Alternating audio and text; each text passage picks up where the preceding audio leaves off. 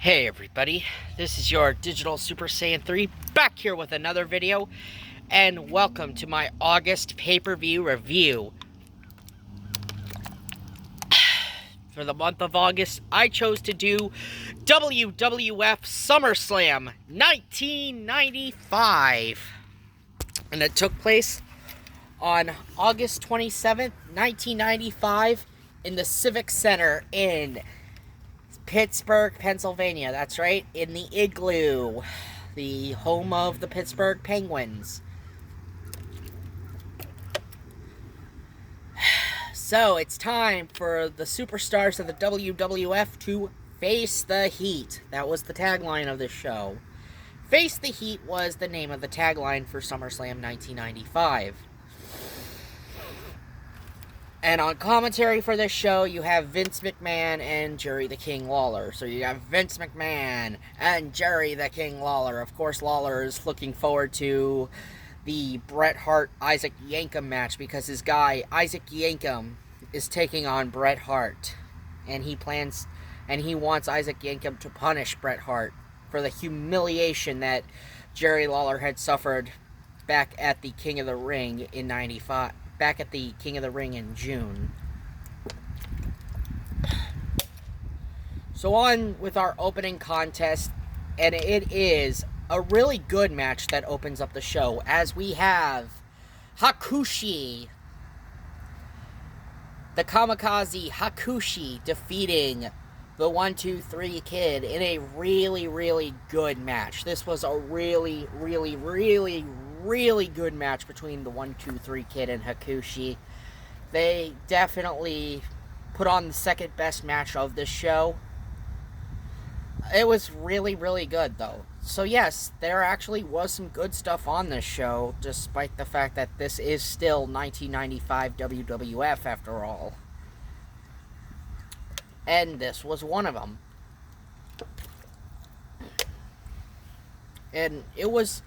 And Hakushi and the 1-2-3 Kid, of course, Shinja, was not in Hakushi's corner. Shinja, he's usually in Hakushi's corner, but he wasn't in Hakushi's corner during this match. And yes, Hakushi had suffered a defeat on the Action Zone, at the hands of Barry Horowitz. That will play into later on in the show, when we get into the Barry Horowitz and Skip match that we will get into. We get into a backstage interview with King Mabel. King Mabel's talking about how Diesel has no idea that the royal plan is coming to fruition. The British Bulldog was just the beginning. And yes, during the Hakushi and 1-2-3 Kid and the 1-2-3 Kid match, we did see the British Bulldog arrive to the arena. Even though he wasn't scheduled to be on the show, he still just showed up there. Even though Bulldog didn't even have a match, on the show, he still showed up. So yes, Mabel's talking about his grand master plan and how he's going to become the WWF champion later on in the night against Diesel, who is the reigning WWF champion, by the way. Next up, we get into our next match as Hunter Hearst Helmsley. That's right, this is Triple H's first pay-per-view, let alone his very first SummerSlam, as he defeats Sparky Plug Bob Holly. That's right, Bob Holly is the wannabe NASCAR driver. And yeah, this was not that great of a match. I mean, I know this was just, this was 1995 after all, and, Triple H, yes, he was going on a bit of an undefeated streak in the beginning of 95, and then, that would all change in 96 with the curtain call and everything.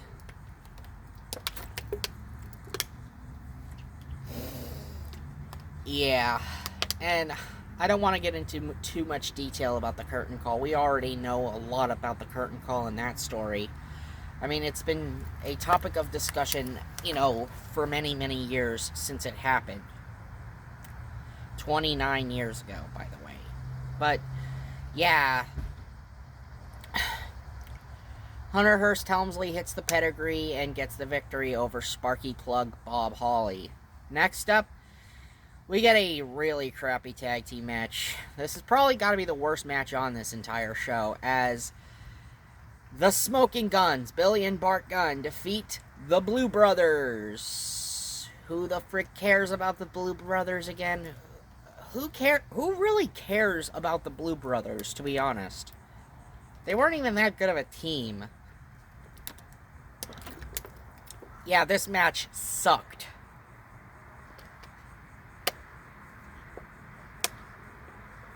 And the Smoking Guns ended up winning anyway, so, like I said, who really gives a crap about the Blue Brothers? Does anyone really care about the Blue Brothers? Because I sure don't. But then we get into our next match coming up, and we have Barry Horowitz taking on Skip of the Bodydonnas. And, you know, we have a backstage promo with Sonny and Skip before the match. And Sonny's talking about, you know, she says Barry's last name all wrong and all that stuff. You know, she's talking crap and everything. Skip's just talking about how he's going to beat Barry Horowitz after the humiliation he's suffered at the hands of Barry Horowitz twice. Yeah, he's lost 2 times to Barry Horowitz, and we all know Horowitz, you know, he had been, you know, one of the biggest losers in the time of the WWF. You know, we've seen Barry Horowitz, you know, he's been, you know, someone who's always lost. But, you know, ever since he defeated Skip, it's like he's been on a winning streak. You know, he beat Hakushi thanks in part to Skip costing Hakushi his match on the Action Zone. And then we get into the match itself between Skip and Barry Horowitz. Yeah, we all know Skip, a.k.a. the late Chris Candido. May you rest in peace, Chris. You know, it sucks that you're dead and Sonny is still alive. Yeah. It really sucks that Sonny is still alive and you're dead. Considering this is also 20 years after Chris Candido, and considering I'm saying this 20 years after Chris Candido had died, that says a lot, because, you know, Chris, you know, he was a solid wrestler in his own right. Anyway, the match itself was fine. It was nothing too fancy, but it was still really good, though. Skip ended up getting distracted when Hakushi came out, and he jumped over Skip's head and allowing Barry Horowitz to roll Skip up for the 1-2-3, and Barry Horowitz yet again gets the victory.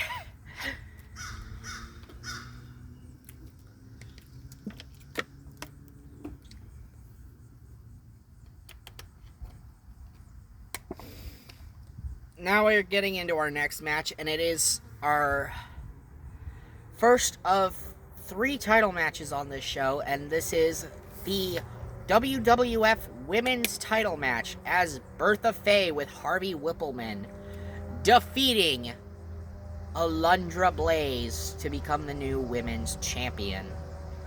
And this was not a good match at all. This was not a really, really good match at all. I mean, sure, Bertha won and all, and yeah, we had Jim Ross come out. He tries to interview Bertha Faye, and Harvey Whippleman is accusing Jim Ross of hitting on Bertha, and Jim Ross is like, I'm a happily married man, you know, and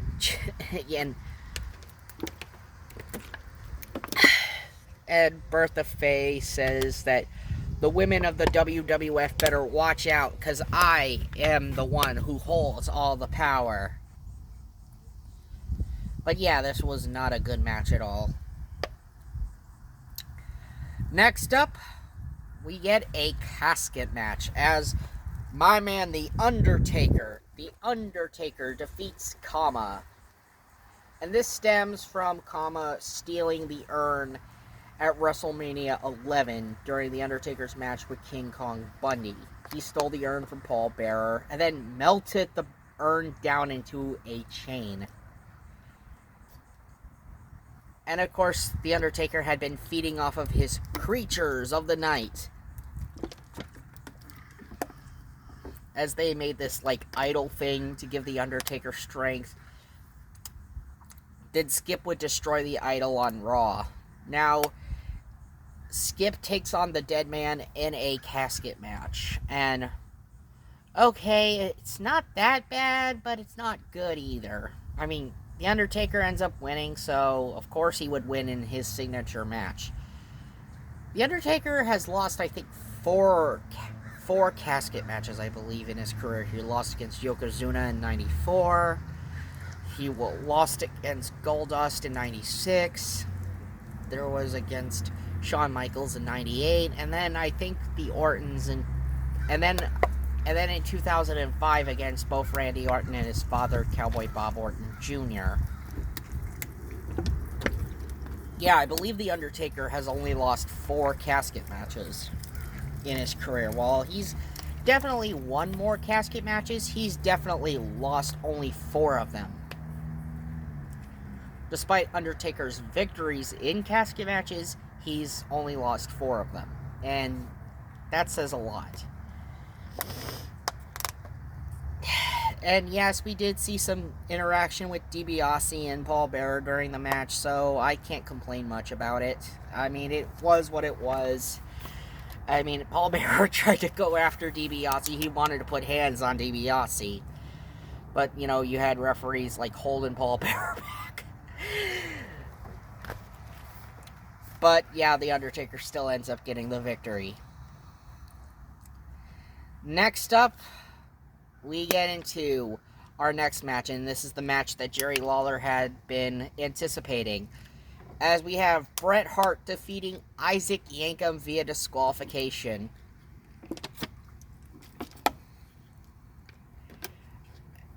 Yes, Isaac Yankem was Glenn Jacobs, by the way. He was Kane before, you know, the Kane gimmick. Before the Big Red Machine, you know, he was Isaac Yankem, DDS. He was the evil dentist that was in the employ of Jerry Lawler.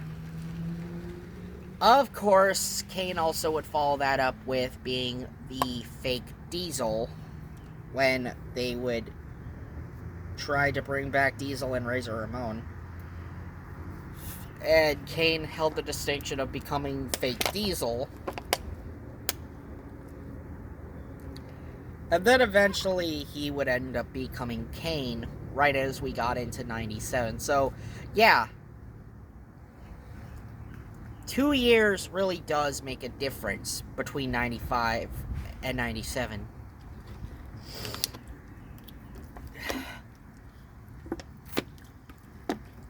Anyway, this match ends in a disqualification because, of course, it had to end in a disqualification when Bret Hart got tangled up in the ropes and Isaac Yankem and Jerry Lawler are putting a beat down on Bret Hart, especially since Bret Hart had humiliated Jerry Lawler back at the King of the Ring when he made Jerry Lawler kiss his foot and then made Lawler kiss his own foot.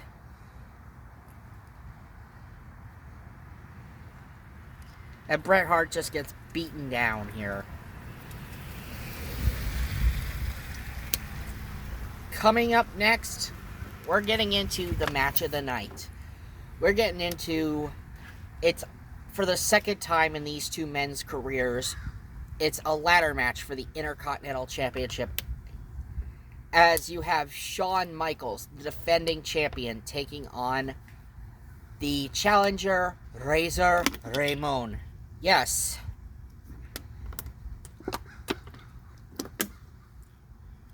After the magic they made at WrestleMania, how are they going to top it? You know, how are they going to do this? But unlike at WrestleMania where there were 2 belts suspended above the ring, there was 1 belt suspended above the ring.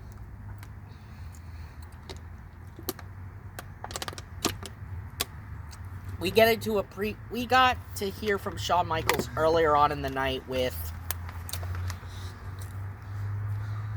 Todd Pettengill, and then now we're hearing from Razor Ramon. You know, he's talking about Boy toy, I lead this waltz. You know, he's talking about this dance. This is a dance that I'm going to lead. And now you have Razor Ramon coming out.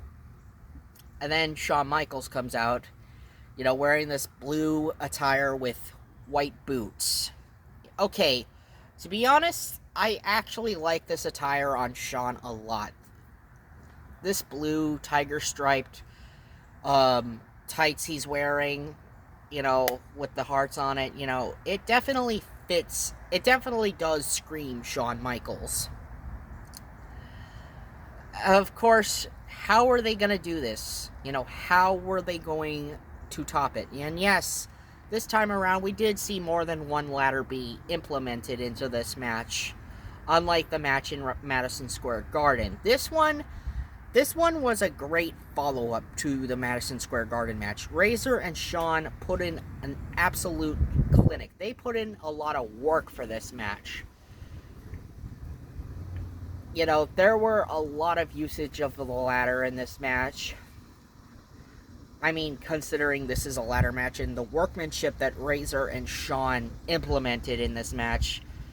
And in the end, unlike last time where Razor was the victor, this time Shawn took home the gold in this match and became the Intercontinental champ, or retained his Intercontinental Championship in a really, really, really good match here. This was an absolute clinic of a ladder match. You know, they managed to do it again.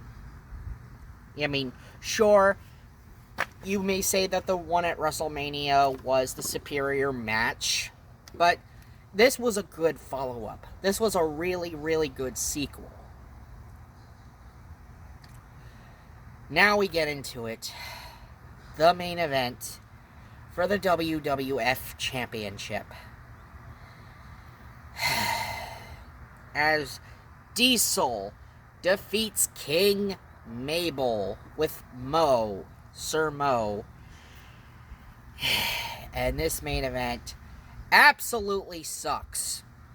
I mean, I've heard people talk about how bad this main event is, and wow, when I watched it for myself, oh boy, it was pretty rough to watch.